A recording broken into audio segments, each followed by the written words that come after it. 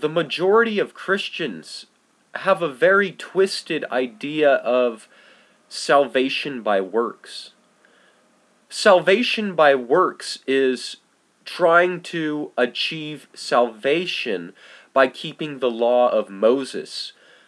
The Jewish Pharisees had this problem because they thought they could be reconciled to God by keeping the law of Moses. This is what the Apostle Paul said about it in Romans chapter 3, verse 20. Therefore, by the deeds of the law, no flesh will be justified in his sight, for by the law is the knowledge of sin. It would be beneficial to read this whole chapter and the next chapter. Chapter 4, verse 4, he says this, Now to him who works, the wages are not counted as grace, but as debt. If you think that you can achieve salvation by keeping the law of Moses, you are wrong, because salvation is in Jesus. Our only righteousness is in Jesus. Now people today, the Christians today, have twisted this so much, they have changed it to mean that you can go on sinning because if you work out your relationship with Jesus, that would be salvation by works gospel. And they twist it because these Christians love to sin.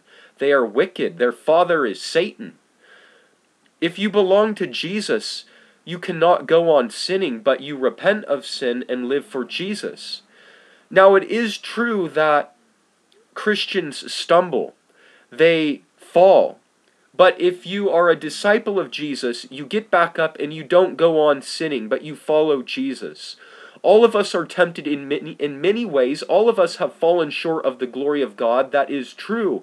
But some do choose to repent. They choose not to go on sinning. Is that you? Have you chosen to truly repent? If you mess up, if you fall, do you continue to go back to that sin like a dog back to vomit? Or do you repent, go to Jesus and say, I will never do that again. I'm not going to fall back into that one.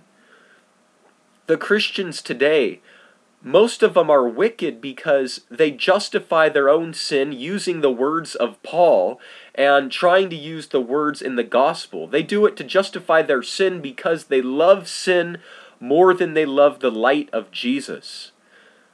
Don't be stuck in the Babylon church. Don't be stuck in sin. Follow Jesus. Repent from sin.